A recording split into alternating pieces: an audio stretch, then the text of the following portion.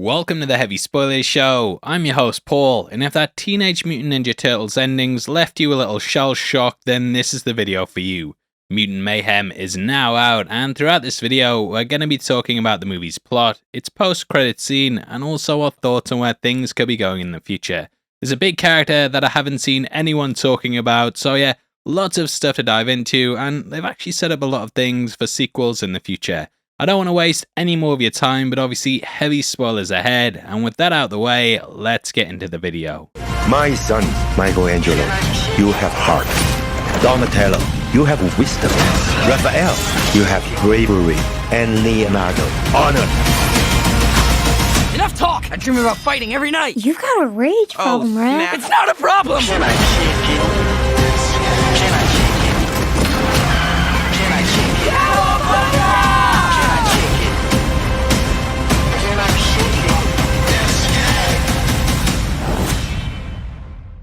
Okay, so Mutant Mayhem follows the Teenage Mutant Ninja Turtles as they make their way out the sewers and into the human world. Told by Splinter that humans are evil people that never hit the thumbs up button, they've remained in the shadows away from the light. However, that world constantly calls to them, and whether it's seeing Ferris Bueller's Day Off or just their love for martial arts movies, they really want to be part of that world. Now, after saving April O'Neil's scooter, they see an opportunity to finally be accepted by humanity, and this puts them on a path to clash with the movie's big bad. Played by Ice Cube, they get tempted by Superfly's ways, and I have to admit, even I was like, yeah, join him, mate. Seems like a Superfly dude, you could say. However, they realize it's going to be a bad day if they stick with him, because Superfly actually wants to murder all humanity so mutants can rule a planet. Can I kick it? He's making a deal tonight under the Brooklyn Bridge. Can I kick?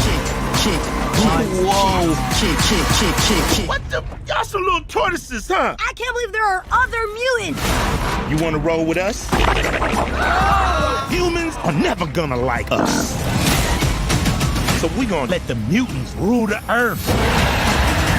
Peoples, they got to go. Okay, sort of a twist. And the film actually opens with Superfly's father Baxter Stockman, who's voiced by none other than Giancarlo Esposito. You might be wondering why they didn't just make Baxter Stockman the main villain, as in the source material he mutates into a fly.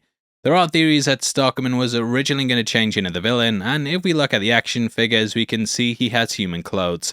Superfly also has the same hair as Stockman, and it seems like that was the original plan. Jeremy Johns brought this up in his review, and he actually thinks that because the origin story would be too similar to the movie The Fly, that there'd be some legal trouble, so they changed it after greenlighting the figures. Either way, I think Ice Cube does a stellar job, and we see as he takes his other brothers to safety when Stockman gets killed. Now this is ordered by a woman named Cynthia, who plays a big part in the film's post-credits scene. Once I get into who she's actually going to be, I think you guys are going to go wild, because they're clearly setting up something big with this specific character. Now she's got a thick German accent, and when she was talking, I was kind of sat there like, she sounds a bit like Krang. Because I enjoy seeing both people and animals suffer. And you, my friends, are both.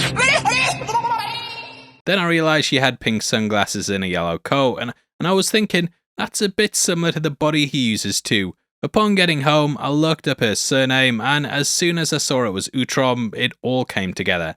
Now in case you don't know, Krang's species is actually related to the Utroms, with Krang's design being inspired by the alien species from the original TMNT comics. These are known as the TRCI aliens, and in the movie, Cynthia's organisation has that name too. That stands for Techno Cosmic Research Institute, and building off the back of that, we of course have the Technodrome. Now Cynthia has a fascination with the ooze that created the mutants, and I think in the sequel that this will be what transforms her into Krang. I think she'll then create a synthetic body based off herself that brings across her glasses and the coat too. Who knows, Krang might already be inside her body already and using it as a host, but yeah, lots of things to talk about and lots of different two times, and 3 times. Now we will talk about her more in just a bit, but I think it's important to bear in mind that she is probably going to be Krang. Either way, the Turtles end up heading out to stop Superfly, and after showing his pals that they'll accept them, the entire group turns against the villain and his evil plans. Upon destroying his machine though, they inadvertently push him and the ooze into the river surrounding Manhattan, and this mutates him into a giant kaiju.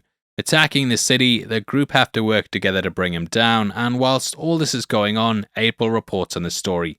She manages to get herself uncancelled after her initial attempt at being a reporter ended up in her being sick everywhere.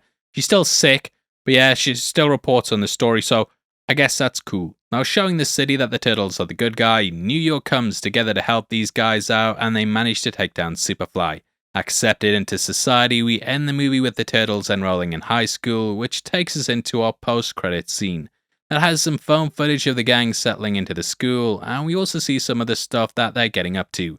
Donatello actually gets a couple of different anime references in, with his hoodie being a nod to JoJo's Bizarre Adventure, which the studio confirmed. The whole plan to take out the giant Superfly is also based on how the Scouts take out Titans in Attack on Titan. Goku's face was also used for the anime club too, and there's several of these references dotted throughout the film. I think Raphael was dealing with his rage at wrestling classes, and I'm sure Michelangelo was showing he had better improvisation skills than Mark Ruffalo at the class he enrolled at earlier. April and Leonardo, hey, they're still working on the Superfly case and the TCRI lab they ran into earlier in the movie.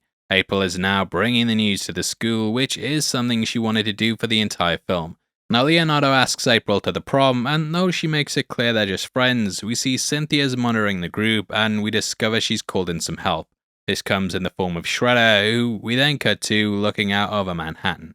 Also, important to bear in mind that Cynthia has Superfly in his unmutated state, so we will probably end up seeing him return for the sequel too.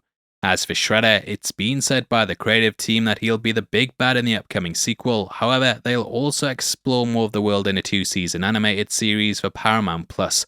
Titled Tales of the Teenage Mutant Ninja Turtles, this will be overseen by Point Grey, and it'll go into more of the family's adventures before setting up things for the sequel. Now, I can see that being centered around the arrival of Shredder and the creation of Krang. There's been a ton of different iterations of Shredder over the years, with this potentially being more in line with the Utrom version of the character from the 2003 animated series. That actually revealed that he had an Utrom inside his body, so they could end up bringing Cynthia and Shredder into this one thing. However, they may just go with a more classic depiction that had him as a master martial artist that was the leader of the Foot Clan. Known as Uruku Saki, his rival Hamato Yoshi were martial artists that both loved the same woman. Known as Tang Shen, depending on what version you pick up, depends on what happens after this. They all kind of follow the same path though, with Tang's death being caused specifically by Saki. In the 1990 film, both Yoshi and Shen fled to New York, which is when the former took up a construction job. He returned home one day to find her dead, and it was at this point that he was ambushed by Saki. It was during this that his pet rat Splinter was freed, and he clawed Saki's face. Splinter then found the ooze and turtles, and as they say, the rest was history. Now, they don't go that way with Splinter in this film, so they aren't tying things closely in with the character's past. In the 1987 cartoon, that also had Yoshi hiding out in the sewers, which is when Shredder dumped mutagen into it that turned him into Splinter. I think they're just going to disconnect from all this stuff completely, and instead just kind of keep Cynthia as the thing that connects to their origins. There's also Superfly too, and I kind of hope that if he's brought across to the future films that he ends up seeing the errors of his ways. They are clearly keeping him around for a reason, and Ice Cube did such a good job that I'd love to see him back. Either way, there's lots of things to look forward to with the upcoming stories, and after watching this movie, I'm really excited to see what's next. I love the claymation animated style of the movie, and though it's definitely inspired by Spider-Verse, I don't feel like they're ripping it off. I don't think the movie quite lived up to the heights of that, and honestly, if you're an adult, I don't know if you're going to find this quite as enjoyable as those movies are. This is clearly aimed at kids, but yeah, it's an animated film, so you can't really blame it for that. And honestly, I think kids should have animated movies for them too. I think adults are still going to have a good time, but being almost 35 years old, I was kind of like, yeah, this is fine. I think kids will enjoy it a lot though, and yeah, if I'm sounding like I hated it, that's not the case at all, and I want to make sure that I'll let you know that I did have fun with it. And one thing that really sells this movie, I think, is of course its voice cast, and I couldn't believe how stacked it is. So many big names in it, and they all bring their A-game to it, with them providing nuanced performances that really sell the movie. Now, saying that, unfortunately, I didn't feel like April really worked for me, but I'm not sure if that's because I'm too attached to the older versions of the character. She's clearly been brought in as an awkward teen, rather than what I always viewed her as, which was a woman in her 20s covering the story for the news network. They're obviously leaning in with the teenage part of the Teenage Mutant Ninja Turtles thing and keeping her more around that age to what she originally was. Your mileage may vary on that, but yeah, this is clearly the direction they want to go with that, and to be fair, in the context of the movie, it does work. I think just when you have an attachment to older versions of characters, that becomes what you think the character should be, and it's difficult for new versions to break that, so yeah, if you disagree, let me know below. Now though, I haven't talked about Jackie Chan's Splinter much. I think he does an incredible job, and he really delivers the kind of disapproving dad who just wants the best for his kid's role really well.